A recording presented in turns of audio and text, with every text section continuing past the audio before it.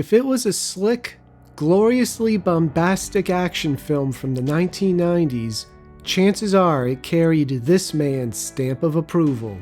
Mega producer Jerry Bruckheimer. For 4 decades and counting, Bruckheimer has had a profound impact on the film industry, shaping pop culture with one enormous hit after another, ushering in our modern definition of Hollywood blockbuster. Like his glossy and energetic films, Bruckheimer utilizes an equally eye-catching logo. But the story behind this impressive emblem is really the story of an iconic partnership between 2 ambitious rebels, a partnership that generated billions in box office revenue, upended Hollywood's entire power structure, and gave audiences some of the most beloved crowd pleasers of all time. Don Simpson and Jerry Bruckheimer. One man quieter and more reserved, but no less driven to succeed. The other man gifted with storytelling brilliance, and cursed with a capacity for total self-destruction. Hang on tight, because we're blasting into the Logoverse for a roller coaster ride of colossal egos, stunning debauchery, and pure Hollywood excess. From a young age, Jerry Bruckheimer had a keen eye for photography and a love for films. He began his career in advertising before becoming a movie producer in the 1970s. This change put him on a path to meeting Don Simpson. Raised in Alaska to a punishing Baptist family, Simpson, like Bruckheimer, found work in the advertising industry. That proved to be a springboard, leading him to work as an executive at Paramount. In only a few short years, Simpson stormed his way up the chain of command, becoming the president of production. Simpson and Bruckheimer began their working relationship when Bruckheimer came to Paramount as a producer on the Richard Gere film American Gigolo. They clicked immediately, both sharing an intense and unyielding vision for what Hollywood films should be. Straightforward, adrenaline-fueled stories that prioritized sheer entertainment above all else.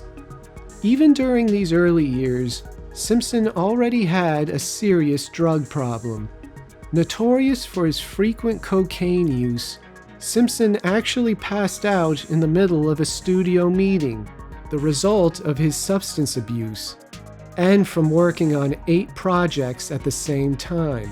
Frustrated by Simpson's troubled lifestyle, studio president Michael Eisner and chairman Barry Diller fired the erratic executive. But despite this, the two sides still had a mutual respect for each other. Simpson earned himself a lot of friends thanks to his skills as a captivating raconteur. When Simpson joined forces with Bruckheimer to form an independent producing team, they chose Paramount as their home.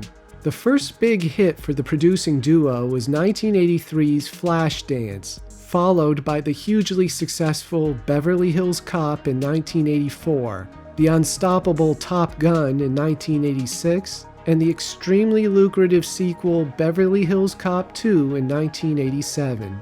The National Association of Theater Owners named them Producers of the Year in both 1985 and 1988, honoring them for the tremendous box office sales generated by their films.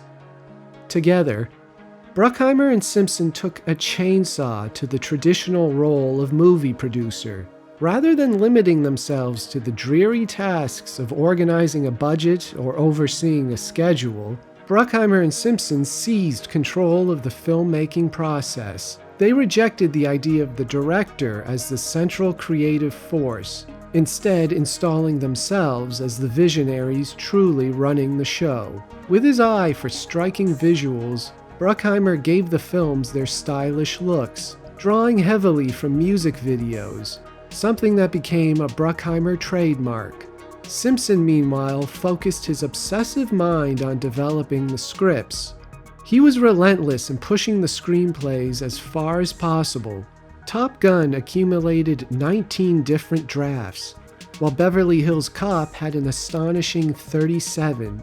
This isn't much of a surprise when you consider Simpson's hyperactive personality.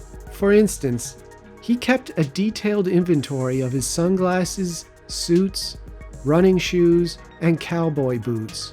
He'd send his assistants on wild quests around Hollywood searching for champagne mustard. He gorged himself on food, binge-eating pizzas and devouring entire jars of peanut butter at 2 in the morning.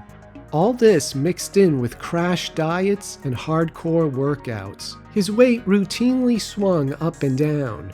But compulsive eating was far from Simpson's only addiction. In a span of 6 years, he underwent a string of plastic surgeries, including liposuction, a forehead lift, collagen injections, restructuring of his eyebrows, chin implants, and yes, even girth enhancements, which reportedly led to such painful infections that he needed reversal surgeries. Yikes.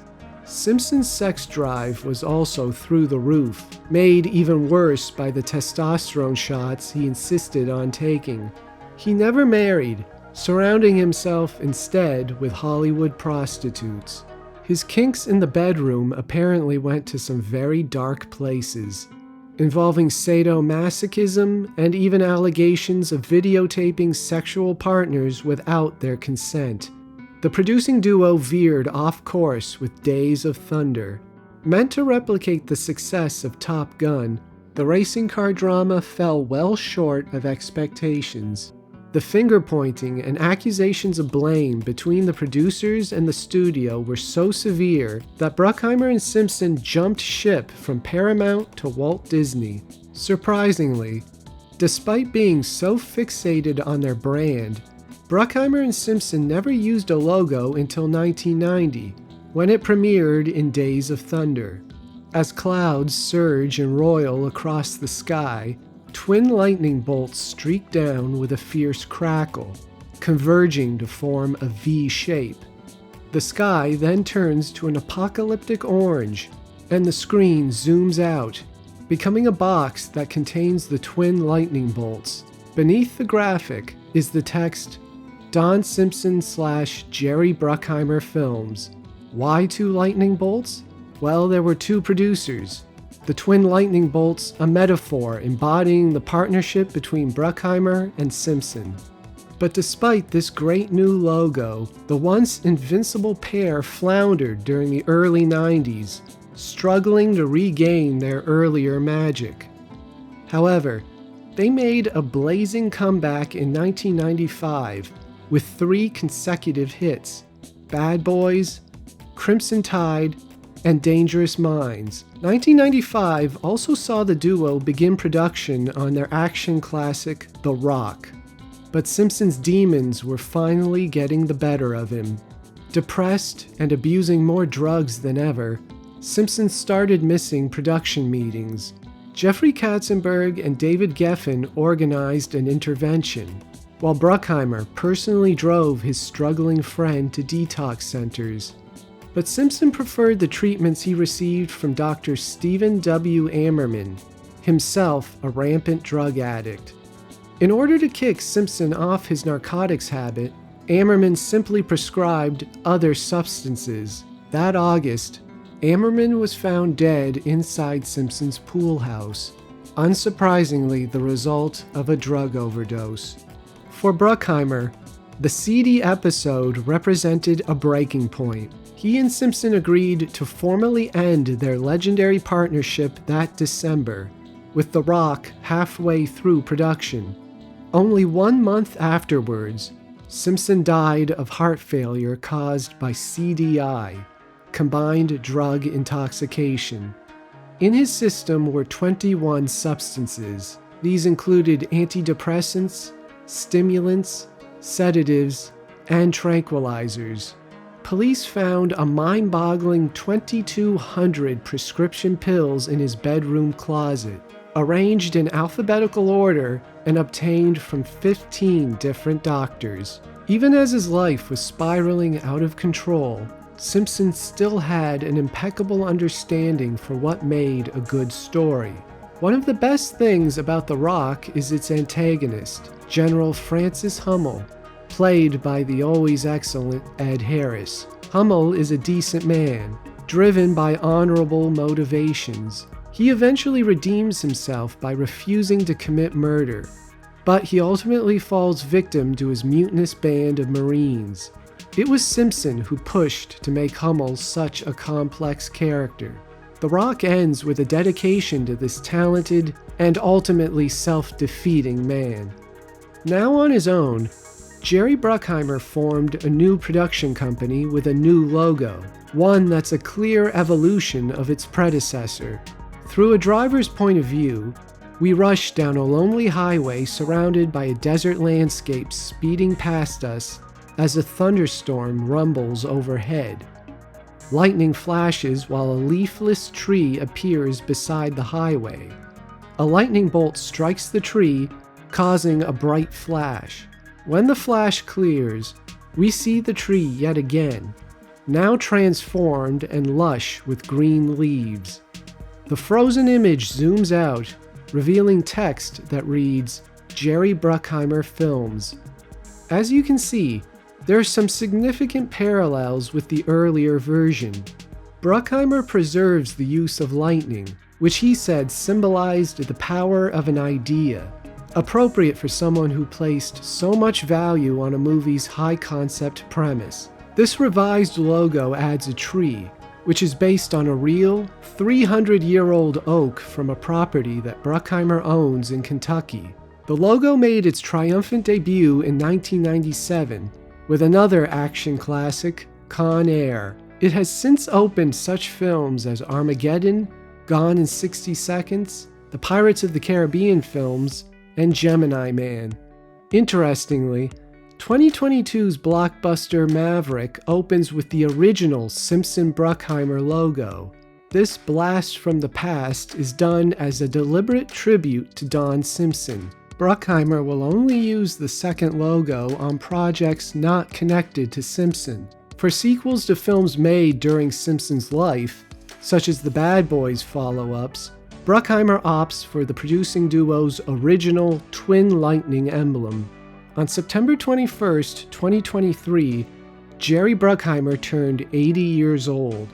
In a career that has built powerhouse franchises from the ground up, and whose films have grossed a combined $12 billion, perhaps Bruckheimer's biggest achievement has been resurrecting Golden Age Hollywood's version of the movie producer.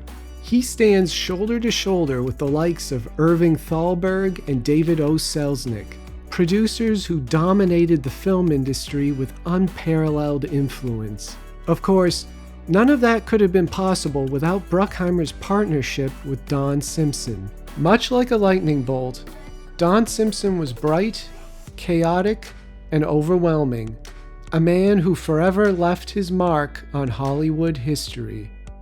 I'm Michael Cahill. Thanks for watching. If you enjoyed this video, please remember to like and subscribe. Thanks again.